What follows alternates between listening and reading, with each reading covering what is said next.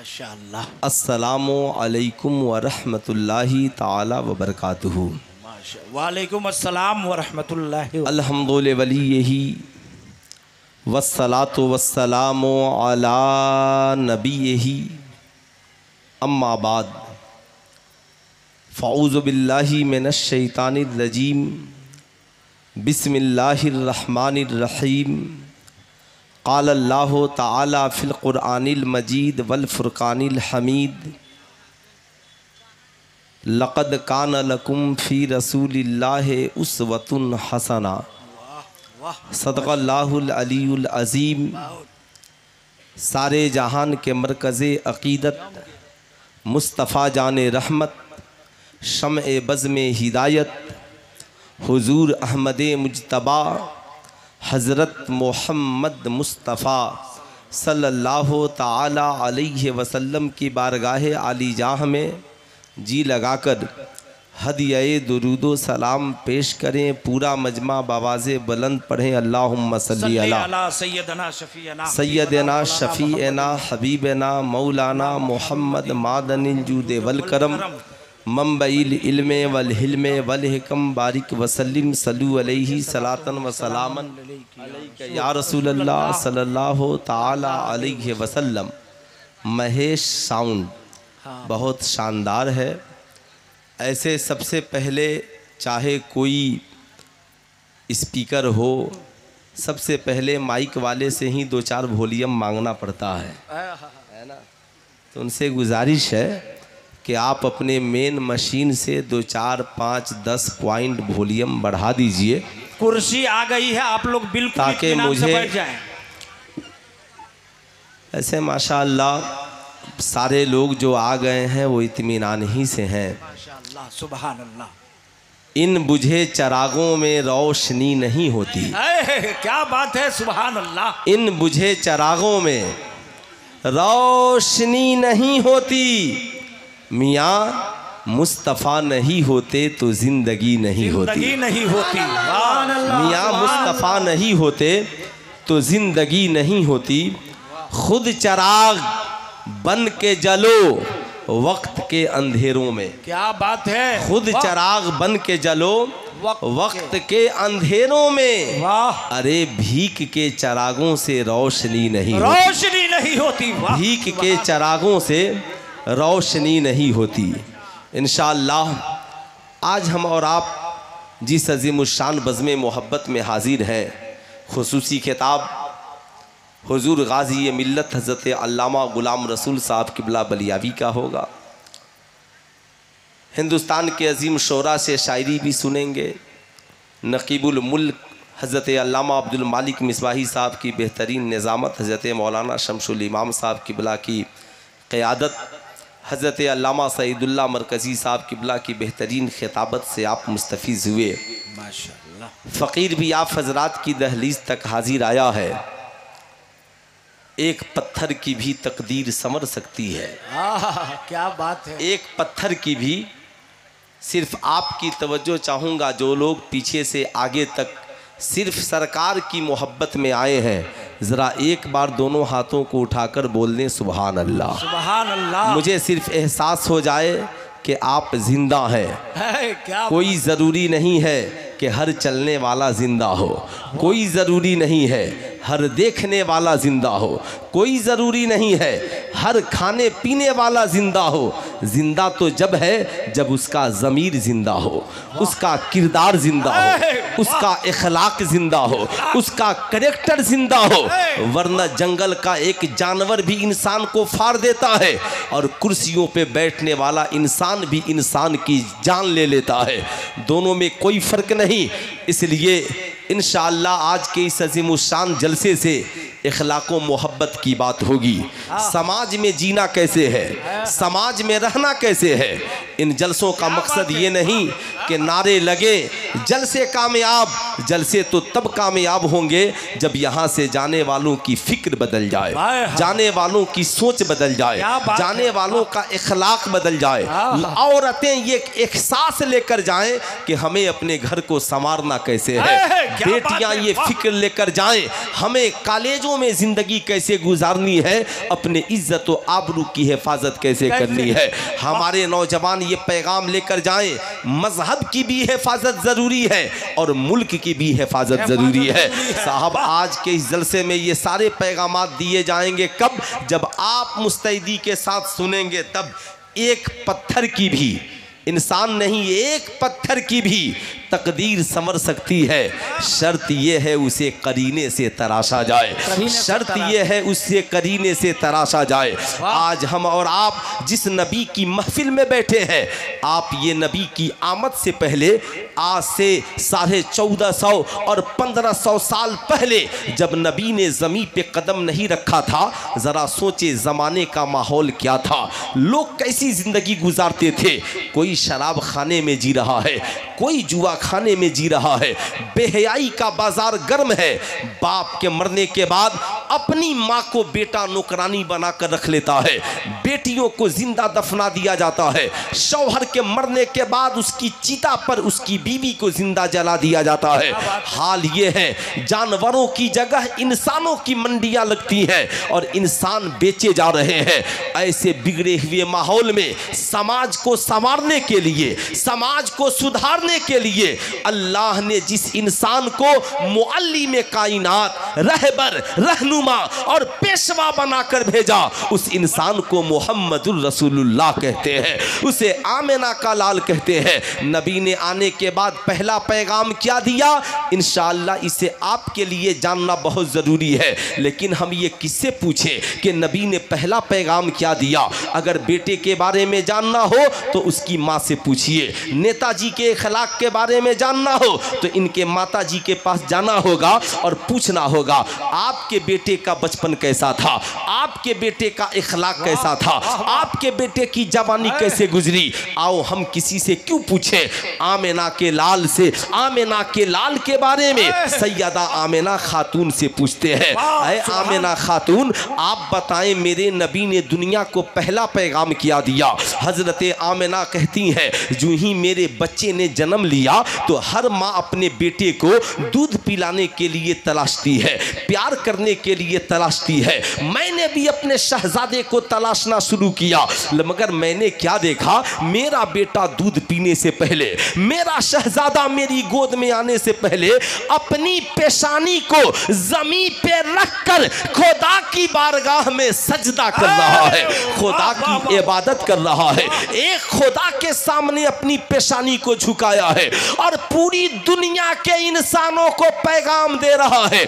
ऐ दुनिया वालों, ये जिंदगी इसलिए नहीं मिली है हम ऐशो इशरत में गुजार दे, ये जिंदगी इसलिए नहीं मिली है हम जाहो हशमत में गुजार दे, ये जिंदगी इसलिए नहीं मिली है हम दौलत और सरवत और अय्याशियों में गुजार दे, बल्कि आमिना के लाल ने पैदा होते ही अपनी पेशानी को जमीन पे रखकर खुदा की बारगाह में सजदा करके पूरी दुनिया के इंसानों को मैसेज और पैगाम दिया कि ये पेशानी, ये जिंदगी, ये जवानी इसलिए मिली है ताकि हम खुदा की इबादत करने वाले हो जाएं, हम खुदा की बंदगी करने वाले हो जाएं, अल्लाह की बारगाह में पेशानी को झुकाने वाले हो जाएं। मैं अपनी कौम के शहजादों से पूछना चाहूँगा, ऐ मेरी कौम के शहजादों, ईमानदारी से बताओ, क्या ईद मिलादुन नबी मनाने के लिए सिर्फ जुलूस निकालना ही काफ़ी है? मैं कहूँगा जुलूस निकालिए सुबहान अल्लाह, झंडियाँ लगाइए सुबहान अल्लाह, लाइटें लगाइए सुबहान अल्लाह, मगर जिंदगी को सबसे पहले आमिना के लाल के किरदार से सजाइए। आप कहेंगे करना क्या होगा? आप अपने घर में बेटों को भी बैठाइए, बेटियों को भी बैठाइए, खुद भी बैठिए, बीवियों को बैठाइए, कहिए बेटा तू 20 साल के होकर नमाज नहीं पढ़ता, बेटी तू 25 साल के होकर नमाज नहीं पढ़ती, ऐ मेरी शरीके हयात तू सजदा नहीं करती, खुदा की बारगाह में शुक्र अदा नहीं करती। मैं तुझसे कहना चाहूँगा, जिस नबी का हम कलमा पढ़ते हैं, जिस नबी की अजमत वाले जलसे में हम आए हैं, जिस नबी के मिलाद के जलसे में बैठे हैं, मेरा और तेरा पैगंबर तो पैदा होते ही सजदा कर रहा है। हम 50 साल के हो गए नमाजी न बन सके, हम 60 साल के हो गए नमाजी न बन सके, हम 70 साल के हो गए नमाजी न बन सके। बताओ, मैं पूछना चाहता हूँ, नबी ने पैदा होते ही सजदा किया और करबला में इमाम हुसैन 72 जख्म खाकर घोड़े से नीचे गिरे और पेशानी को जमीन पे रखकर सजदा किया और शहादत का जाम पीकर बताया, नाना ने पैदा होते ही सजदा किया है और नवासे ने शहादत का जाम पीते हुए भी सजदा किया है। नारे तकबीर, नारे रिसालत, अजमते मुस्तफा कॉन्फ्रेंस। नबी ने मक्के में पैगाम दिया, सफर में रहना, हजर में रहना, जिंदगी में कहीं रहना, सजदा न छोड़ना। और नवासे ने करबला में पैगाम दिया, पानी बंद हो मगर नमाज न छोड़ना, दाना बंद हो मगर नमाज न छोड़ना। तेरे ऊपर जुल्म का पहाड़ तोड़ दिया जाए मगर खुदा की बारगाह में पेशानी झुकाना न छोड़ना। ऐ मेरी कौम के शहजादों, बताओ, सिर्फ बुजुर्गों के नाम की झंडियां ही लगेंगी या बुजुर्गों के किरदार का चिराग भी हमारी जिंदगी में जलेगा? इसलिए मैं अपनी कौम के नौजवानों से कहूंगा, पैदा हो तो भी सजदा जरूरी है और मरने से पहले नमाजी बन जाना जरूरी है। वाह, क्या बात है, बहुत अच्छा। तो कितने नौजवान हैं जो इंशाअल्लाह आका की सीरत को अपनाएंगे? जरा हाथ उठाइए। तो कितने नौजवान हैं? हाथ उठाइए, मैं भी देखना चाहता हूँ। हाथ नीचे रख लीजिए। जाहिर सी बात है साहब, आपके लिए जानना बहुत ज़रूरी है। कौम की मेरी माओ और बहनों, एक पैगाम लेकर के जाओ। आज तो यूट्यूब का ज़माना है, जो बात किसी को समझ में नहीं आए, गूगल बाबा जिंदाबाद है, आप उनसे पूछ लीजिएगा, सब बता देंगे। बताइए ईमानदारी से, आप हज़रत अली का जिक्र बहुत करते हैं। हज़रत अली शेर खुदा से लोगों ने पूछा, हुजूर आपके ईमान लाने की वजह क्या रही? कहते हैं, मैं मुस्तफ़ा करीम की किफ़ालत में था, आका करीम के यहाँ मैं परवरिश पा रहा था। रात की तन्हाई थी, मेरी आँख खुली, मैंने क्या देखा? एक तरफ सरकारे दो आलम का मुसल्ला बिछा है और एक तरफ अम्मी सैयदा खदीजतुल कुबरा का मुसल्ला बिछा है। ऐ मेरी कौम के शहजादों, सुनो साहब, आप माँ हैं, आप बाप हैं, आप ये सोचते हैं, हर बाप चाहता है मेरा बेटा नेक हो जाए, हर माँ चाहती है मेरी बेटी नेक हो जाए, लेकिन आप कैसे चाहते हैं? बाप शराब पिए और सोचे बेटा नेक हो जाए। साहब, माँ बैठकर मूवीज और फिल्में देखे, सोचे बेटी नेक हो जाए। ऐसा कैसे होगा कि माँ बाप खुद गुनाहों में मुलविस हो और औलादें नेक हो जाए? ना ना ना, हजरत अली कहते हैं, जब मैंने इन दोनों की नमाजों को देखा, मैंने कहा ये बहुत बेहतर इबादत है। सामने कोई स्टैचू नहीं है मगर खुदा की बारगाह में सर झुक रहा है। मैंने पूछा, आका जी आप ये क्या कर रहे हैं? कहा, मैं खुदा की इबादत कर रहा हूँ। कहा, आका जी जिस खुदा की इबादत आप कर रहे हैं उसी खुदा की इबादत करने वाला मुझे भी बना दीजिए। मैं आपसे कहना चाहूँगा, जब मियाँ बीवी एक साथ मिलकर माज़ल्लाह गुनाह कर सकते हैं, मूवीज और फिल्में देख सकते हैं, ड्रामे देख सकते हैं, बाजार जा सकते हैं, साहब मियाँ बीवी मिलकर मुख्तलिफ शहरों का सफर कर सकते हैं, तो सारी दुनिया सो जाए तो मियाँ बीवी एक साथ मुसल्ला बिछाकर खुदा को राजी क्यों नहीं कर सकते हैं? मौला को क्यों नहीं बना सकते हैं? इसलिए मेरी गुजारिश है, ऐ मेरी कौम के शहजादे और शहजादियों, तुम सिर्फ इधर उधर क्यों भटकते हो? सारी दुनिया सो जाए, जिंदगी में मुसीबत आए, सारी दुनिया सो जाए, मुसल्ला बिछा देना, एक तरफ शौहर नमाज पढ़े और एक तरफ बीवी नमाज पढ़े, फिर देखना तेरे घर में बरकत ही बरकत होगी, तेरे घर में रहमत ही रहमत होगी। बेटियों को बाकिरदार बनाओ, बीवियों को बाकिरदार बनाओ, खुद भी साहबे किरदार बनो, ताकि तुम्हारा समाज भी अच्छा हो, तुम्हारा माशरा भी अच्छा हो, तुम्हारी सोसाइटी भी बेहतर हो, तुम्हारी जिंदगी में इनकलाब आए। अगर हमने ऐसा नहीं किया तो सोचे हमारे माशरे का क्या होगा, सोचे हमारी हालत और पोजीशन क्या होगी। यही वजह है अल्लाह के मुक़द्दस नबी सल्लल्लाहु अलैहि वसल्लम है, रब्बे कदीर इरशाद फरमाता है, महबूब आप पूरे आलम के इंसानों से फरमा दीजिए, या अय्युहन्नास इन्नी रसूलुल्लाह इलैकुम जमीया, ऐ लोगों मैं तुम सब के तरफ अल्लाह का रसूल बनकर आया। अल्लाह माशाअल्लाह। पूरा मजमा खड़े हो जाइए, खड़े होकर हमारी जमात के अजीम आलिम दीन जिनकी दरसगाह में पढ़ करके साहब लाखों नहीं कई लाख बच्चे आलिम दीन बने हैं, मुफ्ती दीन मतीन बने। नारे रिसालत, उलमाए अहले सुन्नत, हजरात आप तमामी हजरात काबिल मुबारकबाद हैं। इस वक्त उस्ताजुल उलमा यादगार असलाफ सरपरस्त जलसा उस्ताजुल उलमा हज़रत अल्लामा मौलाना वसी अहमद साहब क़िबला वसीम सिद्दीकी मदज़िल्लहुल आली मिंबर शरीफ पे तशरीफ़ फरमा हो चुके हैं। उन्हीं के हमरा हज़रत कारी अख्तर ज़िया मुज़फ़्फ़रपुरी तशरीफ़ लाए और सदर जलसा हज़रत अल्लामा मौलाना रफ़ीक आलम साहब क़िबला मदज़िल्लहुल आली प्रिंसिपल मदरसा इस्लामिया गोपालगंज और माशाअल्लाह पैगंबर हज़रत अरशद इकबाल सीवानी तशरीफ़ ला चुके हैं। माशाअल्लाह आप तशरीफ़ रखें, है ना। हज़रत अल्लामा रफ़ीक साहब क़िबला और उस्ताजुल उलमा हज़रत अल्लामा वसी अहमद वसीम सिद्दीकी साहब क़िबला, माशाअल्लाह ये बुज़ुर्ग हस्तियाँ तशरीफ़ लाईं, जलसे में चार चांद लगा।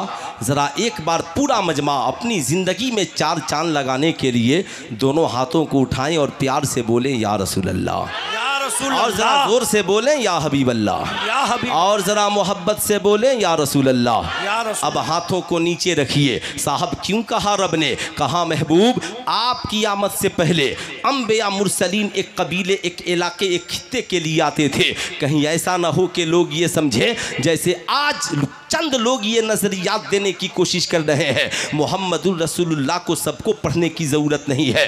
वो पढ़े जो सिर्फ धार्मिक हो, वो पढ़े जो हाफिज़ हो, वो पढ़े जो मौलाना हो, वो पढ़े जो हाजी हो, वो पढ़े जो नमाजी हो। लेकिन मैं आपसे पूछना चाहूँगा, आप बताइए ईमानदारी के साथ, यहाँ पर कितने बच्चे हैं जो स्कूल और कॉलेज में पढ़ते हैं? आप गांधी जी की जीवनी पढ़ते हैं कि नहीं पढ़ते हैं? आप नेताजी सुभाष चंद्र बोस को पढ़ते हैं कि नहीं पढ़ते हैं? आप मौलाना मजहरुल हक साहब को पढ़ते हैं कि नहीं पढ़ते हैं? आप APJ अब्दुल कलाम को पढ़ते हैं कि नहीं पढ़ते हैं? आप सरोजनी नायडू को पढ़ते हैं कि नहीं पढ़ते हैं? आप कल्पना चावला को पढ़ते हैं कि नहीं पढ़ते हैं? आप मदर टेरेसा को पढ़ते हैं कि नहीं पढ़ते हैं? साहब इसलिए अल्हम्दुलिल्लाह अब उर्दू की किताबों में सैयदा खातून जन्नत को भी पढ़ाया जाता है मगर मुख्तसर। अब उर्दू की किताबों में आका की सीरत को भी पढ़ाया जाता है मगर मुख्तसर। हज़रत उमर इब्ने खत्ताब को भी पढ़ाया जाता है मगर मुख्तसर। लेकिन मैं आपसे कहना चाहूँगा, ऐ लोगों आखिर क्यों पढ़ते हो?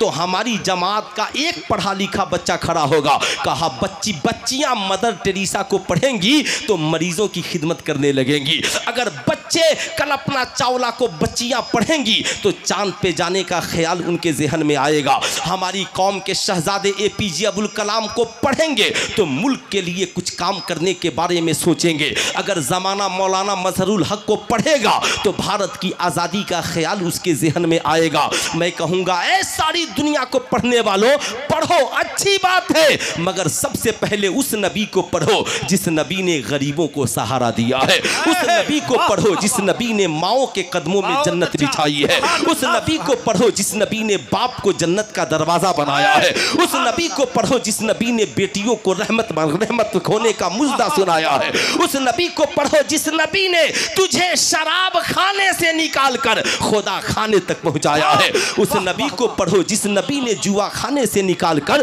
काबे तक तुझे पहुंचाया है। उस नबी को पढ़ो जिस नबी ने तुझे हराम से बचाया और ऐलान किया सूद खाना हराम है, रिश्वत लेना हराम है, जहेज मांगना हराम है। जिस नबी ने यह पैगाम दिया, खाना तो पहले अपने भाइयों का ख्याल कर लेना, अपने पड़ोसियों का ख्याल कर लेना। इसलिए मैं कहूँगा मगर अफसोस हमारी कौम के लोग, रबीउन नूर शरीफ का महीना आता है, खूब खर्च कीजिए, जी लगा कर खर्च कीजिए, मगर बुरा मत मानिएगा, लाखों करोड़ों अरबों की बिरयानी खाने वालों, तुम्हारे घरों में नबी की सीरत की कोई किताब है? क्या बात है। बुरा मत मानिए। है। आपके घरों में नबी की सीरत की कोई किताब है? बहुत, साहब नबी बहुत के अच्छी नाम पे बात तो है। 5000 की बिरयानी बन गई, नबी के नाम पे तो 1 लाख की बिरयानी बन गई। मैं कहूँगा आप बिरयानी खिलाइए, सुभान अल्लाह, मगर बेहतर है एक बार बिरयानी मत बनाइए। आपकी बस्ती में जितने घर हैं, हिंदी में, उर्दू में, अल्लामा अब्दुल मुस्तफ़ा आज़मी की लिखी हुई किताब सीरत मुस्तफ़ा ले आइए और उसे पैक करके लिखिए, आमदे रसूल मुबारक हो, और उसे दीजिए, कहना के लो नबी की सीरत पढ़ते रहो। तुम्हारे लिए हर दिन ईद है, तुम्हारे लिए हर शुभ ईद है। इसलिए मैं आपसे कहूंगा, ऐ मेरी कौम के शहजादों, याद रखना, जुलूस भी निकालो, जमाने को पता चले आज आमदे सरकार है, मगर आका ने सबसे पहले सजदा किया। तुम भी नमाजी बन जाओ, नमाजी, ताकि रबीउल अव्वल आए ना आए, फजर की नमाज पढ़ो, नबी की याद आती रहे, जोहर की नमाज पढ़ो, नबी की याद आती रहे, असर मगरिब और इशा पढ़ो, नबी की याद आती रहे। इसलिए कोई ऐसी नमाज नहीं कि सजदा हो और नबी पे दुरूद और सलाम ना हो। इसलिए मैं आपसे कहूंगा, रब ने कभी नबी के जिक्र को अपने से जुदा नहीं किया। इसलिए जब जब नमाज होगी तो एक तरफ खुदा की इबादत भी होगी और दूसरी तरफ दुरूदो सलाम के जरिया नबी का मीलाद भी होगा। नारे तकबीर, नारे रिसालत, माशाअल्लाह, सुभान अल्लाह। खुद भी नमाजी बनिए। अभी मैं हजरत ने जहाँ पूरी ज़िंदगी गुजारी, 2 रोज़ हुजूर के इलाके में है ना, अयोध्या के तरफ फ़कीर हाजिर था, रुदौली शरीफ से बगल में, बाराबंकी के इलाके में। हज़रत के कितने शागिर्द, जाइए तो माशाअल्लाह क्या इल्मी माहौल, क्या इन बुज़ुर्गों की तारीफ़ें। अब तो साहब स्टेज पर ख़तीब मुकर्रिर नहीं, एक्टर पैदा हो रहे। एक्टर समझते हैं ना, एक्टर को सजने की भी बहुत ज़रूरत है, लिबास की भी बहुत ज़रूरत है। अल्लामा कमरुज़्ज़मा खां आज़मी ने कहा ना अभी, अब स्टेज पर एक्टर पैदा हो रहे हैं, लिबास देखकर लोग समझ जाएं कोई हीरो आ गया है ना, कोई एक्टर आ गया है। लेकिन इन बुज़ुर्गों को देखिए जिनके पास कोई लिबास नहीं है, कोई दिखावा नहीं है। मेरी तरह लाखों शागिर्द भारत में हमारा रोज हर वक्त रसूलुल्लाह की सुन्नत और शरीयत की तबलीग में, वाह वाह वाह, सुभान अल्लाह, है ना, ये कोई ज़बानी खर्चा नहीं है, ये इल्मी हकीकत है। इसलिए मैं आपसे कहना चाहूँगा, बताइए ईमानदारी के साथ, आपने अपने बच्चों को क्या दिया? रबीउल अव्वल का जब महीना आए तो आप अपने बेटों को सीरत मुस्तफ़ा ज़रूर दीजिए, आप अपनी बेटियों को सीरत फातिमतु ज़हरा ज़रूर दीजिए। आपकी बेटियाँ नकाब पहनती हैं, मैं कहूँगा ठीक है, 500, 5000, 50,000 का नकाब पहनाइए, डेंटिंग पेंटिंग सब कीजिए। 14 साल मोटी मोटी किताबें पढ़ाते हैं। अबे पगले, जिंदगी की हिफाजत के लिए सैयदा खातूने जन्नत की सीरत की एक पतली किताब भी तो पढ़ा दे। क्या बात है, सुभान अल्लाह, किताब भी तो पढ़ा दे। बोलिए ऐसा होना चाहिए कि नहीं होना चाहिए? बिल्कुल, तो कितने नौजवान हैं जो अपने घरों में सीरत मुस्तफ़ा किताब खरीद कर लाएंगे? जरा हाथ उठाइए तो। कितने नौजवान हैं जो खरीद कर लाएंगे? हिंदी में भी मौजूद है, उर्दू में भी मौजूद है। अरे कहीं नहीं मौजूद तो गूगल बाबा में तो खुद मौजूद है। क्या बात है, आप वहां सर्च मारिएगा, किताब मिल जाएगी, PDF में डाउनलोड कर लीजिएगा। कहिएगा बेटी जो फिल्म देखती हो ना, बंद कर दो, नबी की सीरत पढ़ा करो। जो तुम मूवीज देखती हो बंद कर दो, सैयदा खातूने जन्नत की सीरत पढ़ा करो, ताकि हमारी दुनिया भी हसीन हो, आखिरत भी हसीन हो। अब हम अम्मा हलीमा की बारगाह से, अम्मा आमिना की बारगाह से आगे पहुँचते हैं, अम्मा हलीमा की बारगाह में पहुँचते हैं। अम्मा जी ज़रा आप बताइए मेरे नबी की शान क्या है? हम अज़मत मुस्तफ़ा कॉन्फ्रेंस में आए हैं। अम्मा जी कहती हैं, मैं आका करीम को लेने के लिए गई, आका को देखी तो देखती रह गई। अम्मा जी कमाल क्या है? कहा हमारा काम ही था बच्चों को गोद लेना, बच्चों की परवरिश करना। हमारे कबीले में हर साल लाखों बच्चे आते थे, परवरिश पाते थे। मैंने बच्चे तो बहुत देखे देखे थे, मगर जब मैंने नबी को देखा तो मैं देखती रह गई। अम्मा जी बात क्या है? कहा नबी से पहले मैंने इतना हसीन कोई बच्चा नहीं देखा था, इतना खूबसूरत कोई बच्चा नहीं देखा था, इतना शोरा कोई बच्चा नहीं देखा था। आंखें भी लाजवाब, जुल्फें भी लाजवाब, रुखसार भी लाजवाब, दंदान भी लाजवाब। कहती है मैंने आका को जब गोद में लिया, आका मुस्कुराए, दंदाने मुबारक से नूर निकला, आसमान तक पहुंच गया। यूं मुस्कुराए जान सी कलियों में पड़ गई, यूं लब कुशा हुए के गुलिस्ता बना दिया। अल्लाह अल्लाह। अम्मा हलीमा कहती हैं मैंने आका को गोद में लिया, जो ही गोद में लिया मेरा सीना जिसमें दूध का एक कतरा मौजूद नहीं था, मेरे एक बच्चे का पेट कभी नहीं भरता था, जो ही आका करीम गोद में आए मेरा सीना दूध का मदीना बन गया, मेरा सीना दूध से लबरेज हो गया। मैंने आका करीम को गोद में लेने के बाद जब मेरा सीना दूध से भर गया, मैंने आका करीम को दूध पिलाना शुरू किया। आका ने दाईं जानिब का दूध नोश फरमाया, पिया, और बाईं जानिब का दूध छोड़ दिया। मैंने फिर पिलाया, आका ने एक जानिब पिया, दूसरी जानिब का छोड़ दिया। आका जब पी लेते तो मैं अपने शहजादे को लेकर एक जानिब का दूध पिलाती। आका करीम का हर रोज का मामूल था, आका करीम जब दूध पीते तो एक जानिब का दूध पीते और एक जानिब का दूध अपने भाई के लिए छोड़ दिया करते थे। अब मैं आपसे कहना चाहूँगा, ये कौन पैगंबर है, ये कौन मुस्तफ़ा है, ये कौन नबी है जो बचपन में माँ की गोद में बैठकर पूरी दुनिया के इंसानों को इंसानियत का दर्स दे रहे हैं। हाँ हाँ, ये वही है जिन्हें अल्लाह ने कहा वरफ़ाना लका ज़िक्रक, महबूब मैंने आपके जिक्र को बुलंद कर दिया है। हाँ हाँ, ये वही नबी है जिनके बारे में रब ने कहा लक़द काना लकुम फ़ी रसूलिल्लाहि उस्वतुन हसना, ऐ महबूब मैंने आपको सारी कायनात के लिए रहबर और रहनुमा बना करके भेजा है। अल्लाह अल्लाह। आमिना के लाल हैं, माँ की गोद में बैठकर पूरी दुनिया के इंसानों को मैसेज और पैगाम दे रहे हैं। ऐ दुनिया वालों, खुदा जब तुझे रोजी दे, खुदा जब तुझे रिज़्क दे, खुदा जब तुझे खाना दे तो याद रखना, तन्हा खा लेना ये कामयाबी नहीं है, तन्हा पी लेना ये कामयाबी नहीं है, बल्कि हुक्म ये है, तेरे नबी का पैगाम ये है कि अगर एक रोटी तुझे मिले, आधी रोटी खुद खाना और आधी रोटी अपने भाइयों के लिए छोड़ दे। वाह वाह वाह, सुभान अल्लाह। आधी रोटी बहुत अच्छा, सुभान अल्लाह। आधी रोटी खुद खाना और आधी रोटी अपने भाइयों के लिए छोड़ देना।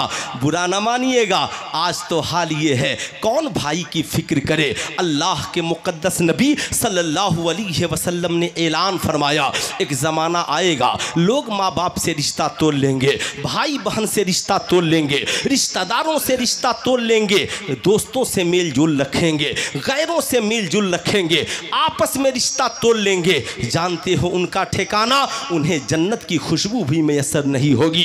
ऐ मेरी कौम के शहजादों, आज समाज में हो यही रहा है। आज हमारे पास दौलतें हैं, दोस्तों को फायदा पहुंचता है, मगर मेरा भाई एक रोटी के लिए तरस रहा है। हमारे दोस्त हमारी दौलत से अय्याशियां कर रहे हैं, मगर हमारी माँ दवा और इलाज के लिए तरस रही है। साहब, आज समाज इतना बिगड़ गया, अपने भाई की फिक्र कौन करे। अल्लाह के मुक़द्दस नबी से सहाबा ने पूछा, या रसूल अल्लाह, भाई का भाई पर क्या हक है। अल्लाह के नबी फरमाते हैं, जो अपने लिए पसंद करो वो अपने भाई के लिए पसंद करो, जो खाओ अपने भाई को खिलाओ, जो पियो अपने भाई को पिलाओ, जो पहनो अपने भाई को पहनाओ। एक साहबी रसूल आका की बारगाह में हाजिर हुए, आका जी मेरा एक भाई है, या रसूल अल्लाह कमाता नहीं है, दिन भर मस्जिद में इबादत करता है। आका जी मैं तन्हा कमाता हूँ, अपना भी घर चलाता हूँ, अपने भाई के बीवी बच्चों को भी खिलाता हूँ। बुरा मत मानिएगा, अगर आज का कोई इंसान ये फतवा ससुराल में पूछ लेता या